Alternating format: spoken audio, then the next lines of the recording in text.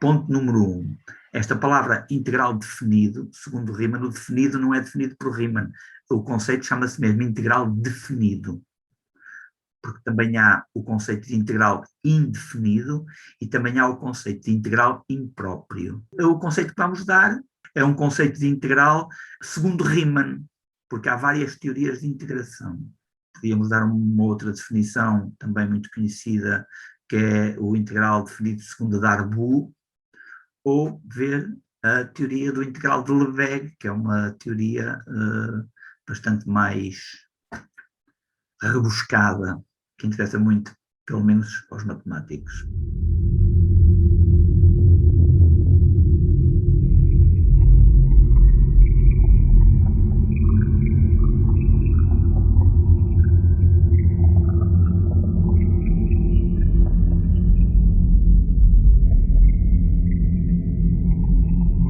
Há uma função definida no intervalo AB, faz uma decomposição do intervalo AB em n partes, designa-se assim.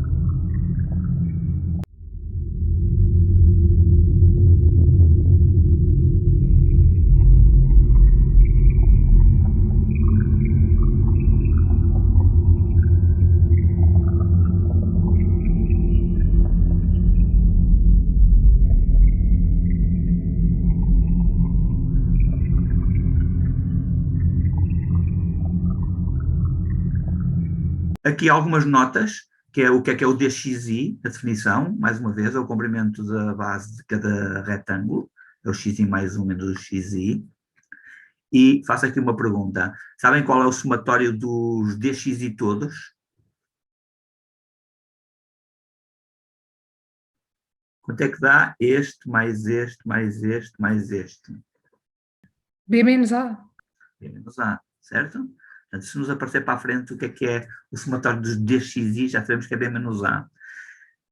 Outra coisa, se decompusermos o intervalo em n partes iguais, porque aqui as decomposições podem ser feitas em partes iguais ou não, se decompusermos o intervalo em duas partes iguais, qual é o comprimento de cada dxi? Qual é este comprimento? Quanto é que é? B menos A dividido por 2. Por 2. E se for aqui, é B menos A dividido por quanto? Por 4. Por 4. E é pelo número de... Numa decomposição em n partes, este dxi é o B menos A dividido por n.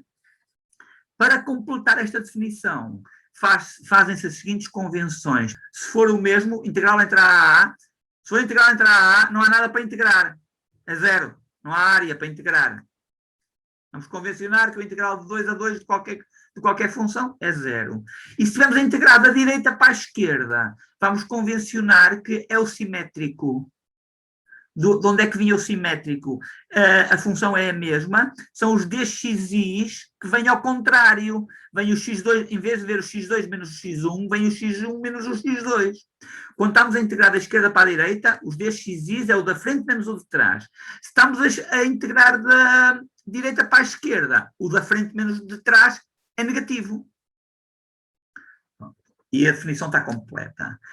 Um único exemplo, porque nós não vamos insistir em funções que não são integráveis, um único exemplo de uma função que não é integrável. Depois, mais adiante, mostraremos que todas as funções contínuas são integráveis, vem isso no termo fundamental do cálculo integral, e também veremos que há funções que não são contínuas que também são integráveis. No termo fundamental do cálculo integral vem também que integrar é primitivar. Agora, há funções que não são primitiváveis, que não são integráveis. Um exemplo clássico, a função de Dirichlet, função conhecida, com dois valores apenas. A imagem de um número racional por igual a 1. E as imagens dos irracionais. R exceto que os irracionais. 0. Vamos ver que esta função não é integrável. Faz-se uma decomposição, toma-se um valor nas decomposições, toma-se o xi pertencente a Q, o somatório dos f de xi e as xis, se os xis pertencerem a quê, quanto é que é este valor? Quanto é que dá aqui o f de xi? Olha ali para cima. Dá 1. Dá 1. Portanto, isto é o somatório dos dxis, o tal b menos a. Certo? Se os xis forem irracionais, quanto é que é o f de xis? Dá 0. Isto é 0. Portanto, a função não é integrável. Para uma decomposição em que os xis forem racionais, o somatório dava b menos a. O outro somatório dava 0. Portanto, o limite não existe. Certo? Logo, D não é integrável em nenhum intervalo de números reais. Esta função também não é contínua em nenhum intervalo de números reais. Não sei se querem visualizar um possível gráfico de uma função destas. Não há nenhum intervalo onde nós possamos desenhar um segmento de reta. A imagem dos inteiros é 1. A imagem do 2 é 1. A imagem do ponto médio é 1. A imagem do ponto médio é 1. A imagem do ponto médio é 1. Há uns, mas entre dois racionais, há sempre irracionais, cuja imagem é 0. Há aqui buracos. Eu não consigo desenhar. Se eu desenhasse aqui um traço contínuo, significava que havia um intervalo só de racionais. Não há. É uma função que não é contínua em nenhum ponto de R. É descontínua em R, em todos os pontos de R. Não sei se já conheciam esta função. Uma função clássica, que não é integrável. E, curiosamente, na teoria do integral de Lebesgue é integrável. Mas o Lebesgue, a teoria do integral de Lebesgue, é mais abrangente, engloba mais funções que são integráveis, mas não são todas. Não há nenhuma teoria onde se integre tudo. Também não há nenhuma teoria onde não se integre nada. Fazer uma teoria onde todas as funções não são integráveis, caixa-te lixo. Não presta.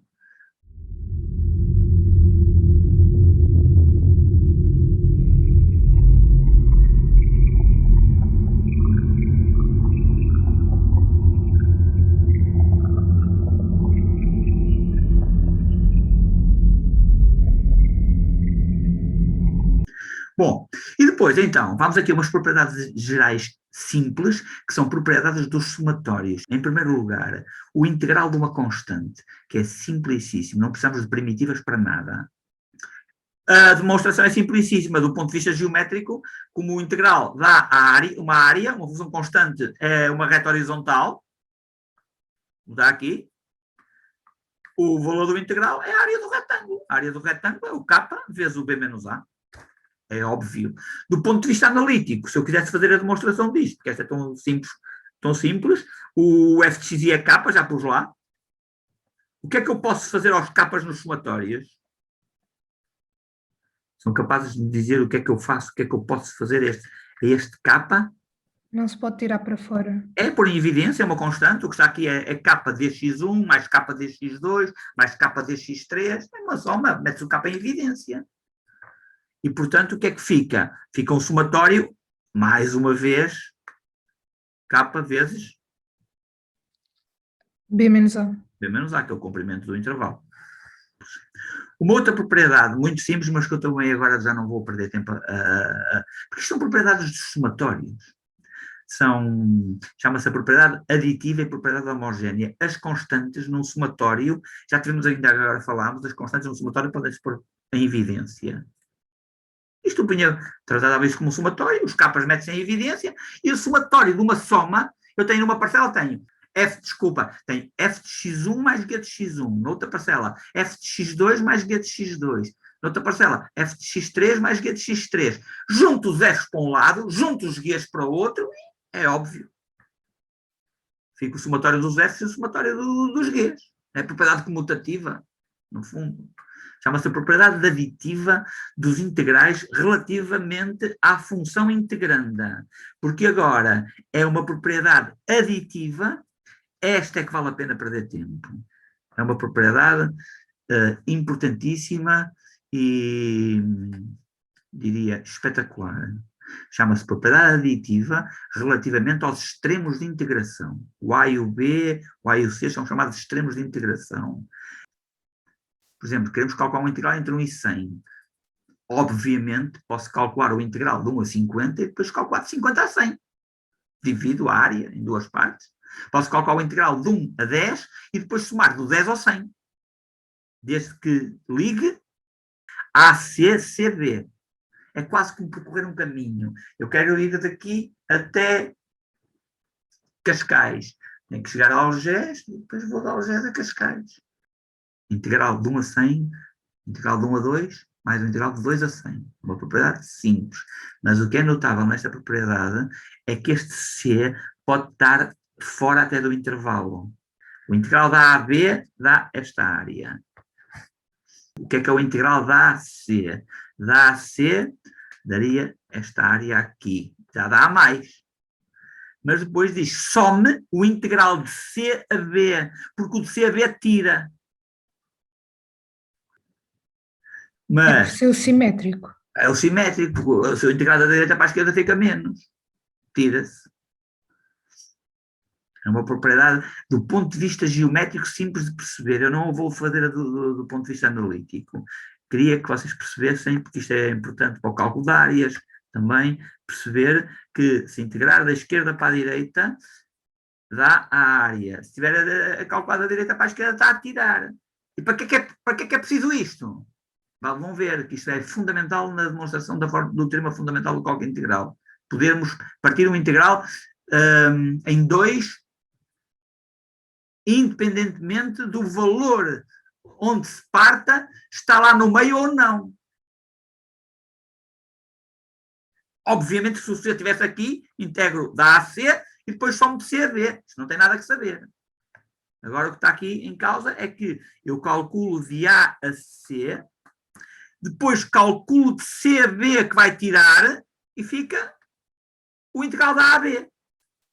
Percebido esta propriedade? Se quiserem pôr alguma questão, a gente para já aqui. Está aqui. Depois é saber ligar isto. O integral da A a B pode-se calcular, calculando o integral da A a C, desde que a seguir se some de C a B. Atenção à ordem da integração. Isto lê-se de baixo para cima. E com C pertence até R. Isto é que é brutal. Certo? Depois, temos aqui mais. Quero falar, no meus slides tem 7 propriedades. Eu só vou falar em 5. Uma propriedade muito importante que se chama positividade. Mais uma vez é dos somatórios, vem dos somatórios. Há primeiro uma base que se constrói com somatórios, que depois chega-se à tal fórmula de Newton-Raphson, onde a gente vai começar a fazer contas. Mas é também importante, para resolver exercícios, também é preciso saber estas propriedades. Completamente óbvio dos somatórios, se a função é positiva, e o A for menor que B, agora tenho que dizer que estou integrado da esquerda para a direita. Se eu não disser integrar entre A e B, nós perguntamos assim, o que é? O que é maior, é o A ou o B? É que se for ao contrário, dá o simétrico. Funções positivas integradas da esquerda para a direita, é assim que se lê, dá integrais positivos. Demonstração. É simplicíssimo. Se isto é positivo, se a função é positiva, isto é um limite. Os dxi são positivos porque nós estamos a integrar da esquerda para a direita, dxi é o da frente menos o de trás, portanto isto também é positivo. Uma soma de positivos dá positivo e o limite é positivo. Funções positivas dá integrais positivos. Outra propriedade, que é um caso particular da anterior, monotonia, chama-se monotonia. Quanto maior for a função, maior é o integral. Do ponto de vista geométrico, é óbvio. Do ponto de vista geométrico, é óbvio. Se eu tenho aqui uma função por baixo, é uma função assim. Estou a integrar entre A e B. Aqui, alguns um referencial. Obviamente que o integral entre A e B da maior, da de cima, é maior que a de baixo. A de baixo dá apenas este bocadinho, não é? Eu tenho aqui um F no intervalo AB. O F é menor que G. Obviamente que o integral do F é menor que o integral do G. Demonstração simples. É passar o F para aquele lado, a função G menos F é positiva. Se é positiva, podemos aplicar a propriedade de cima. Estamos a integrar da esquerda para a direita, O integral do g menos f é positivo. Como o integral da soma é soma dos integrais, parte em 2 e passas o f para o outro lado. Falta aqui um passo. Se quiserem completar aqui com mais um passo, é o integral da soma implica que o integral da soma é a soma dos integrais dx menos o integral entre a e b de f de x dx. Isto era positivo e agora passa para o outro lado e tens que o integral do g é maior que o integral do f, ou que o integral do f é menor que o integral do g, é o que está ali. Não se esqueçam que estas propriedades encerram outras tantas. Se eu trocar aqui a ordem de integração, o sinal troca. Se eu tiver integrado da direita para a esquerda uma função positiva, negativo. Se eu integrado da direita para a esquerda uma função que é maior que outra, troca o sinal da desigualdade. E depois, temos aqui o teorema do valor médio, está quase a chegar ao fim. O teorema do valor médio, o que eu vou trazer, que também já anunciámos aqui na primeira aula, eu anunciei a fórmula do teorema do valor médio, que é uma fórmula inesquecível, quase cultura geral. Como é que se irá a média de uma função que é contínua? Soma-se tudo e divide-se por b menos a. Soma-se tudo, desenha-se assim, soma-se tudo. Entre a e b, f de x dx, e divide-se por b menos a. E o que é que isto tem a ver com médias? Tem. É fácil de mostrar o que é que isto tem a ver com médias. Olha, toda a gente sabe o que é toda a gente sabe o que é uma média aritmética. Uma média aritmética é somar e dividir por n. A tirar a média aritmética de meia dúzia de coisas, soma-se a meia dúzia de coisas e divide por 6. Para chegarmos à fórmula, é simplicíssimo. Basta multiplicar e dividir por b menos a. O numerador e o denominador. Multiplicar e dividir por b menos a. E depois o b menos a é uma constante. Pode passar para dentro. Como é uma constante nos somatórios, pode passar para dentro. E o que está aqui? Sabe o que é o b menos a sobre n? É o dxi. Se é o dxi, aqui está a definição de integral. Está aqui a definição de integral. Depois, há uma interpretação geométrica do valor médio também muito importante, não só para a teoria, mas também para os exercícios práticos que vão ter que enfrentar, que é o valor médio, que nós também já trouxemos aqui nas aulas, na primeira aula do ano, calculamos um valor médio e mostramos aos alunos que o valor médio de uma função que tem concavidade para cima, o valor médio está abaixo do meio. Se for com concavidade para cima, se for com concavidade para baixo, o valor médio está acima do meio, para já sem primitivas. Matemática, vou aqui calcular, deu 16 terços. O 16 terços, este lambda, marco aqui 16 terços. 16 terços é 5 e 1 terço. 5,3. 5,3 aqui está 5, aqui é 5,3 está algures aqui. Este é o valor médio, lambda. O valor médio define o retângulo que tem a mesma área que a área que é dada pelo integral.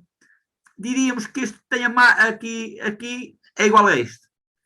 A função assume este daqui até aqui acima, assume todos estes valores. O valor médio não é o do meio, um bocadinho mais para baixo. Ela assume aqui é 2. Assume de 2 a 10. O do meio era o 6. E o valor médio é 5,3. Com virada para baixo. E geometricamente define um retângulo que tem a mesma área que aquela que é dada pelo integral. A área da definição, a definição da integral foi para representar uma área. Vão poder calcular só este bocadinho, quanto é que é este bocadinho? Podem calcular só este bocadinho, tem que dar igual, não vale a pena. Tem que saber que dá igual. Se a função for contínua, se o x tende para x0, o f de x vai se aproximando do f de x0. Se a função é contínua, o f de x, logo o lambda também tende para o f de x0. Está tudo prontinho para demonstrarmos o teorema fundamental do cálculo integral. Definição.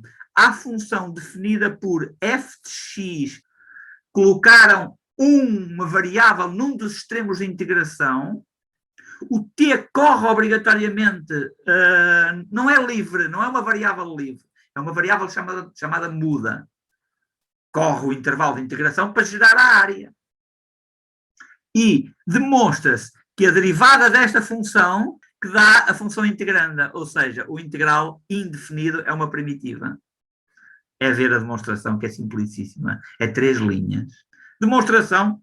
Vamos à demonstração. Olhem, vamos fazer a demonstração.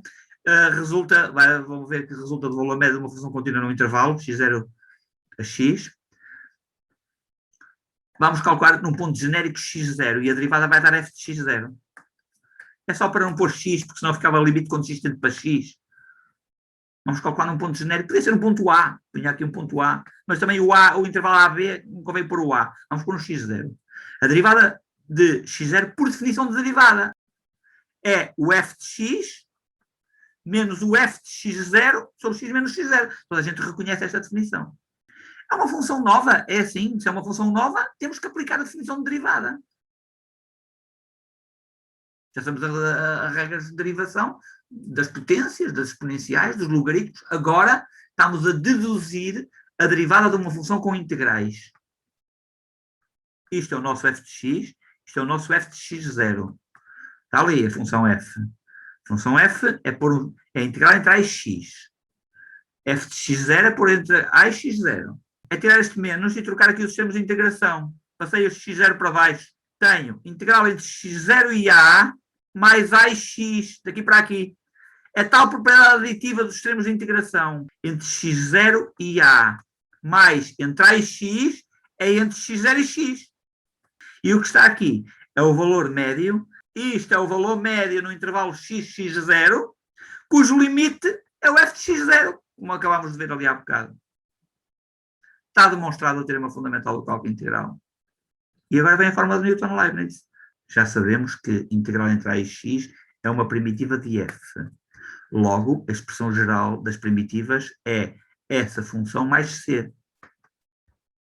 Agora substituo o x por a. F de a dá a integral entre a e a de f de t dt mais c. O que é o integral entre a e a? É 0. É o 0. Portanto, isto é o c. Substituir x por b. Fica a integral entre a e b, o tal. O f de b e mais o c, que é o f de a. Acabamos de deduzir. E então agora passa-se o f de a para aquele lado e tem-se a fórmula de Newton-Leibniz. Pronto. Calcula-se as áreas por método de exaustão de Arquimedes e descobriram que isto podia ser feito, transformar os somatórios em primitivas.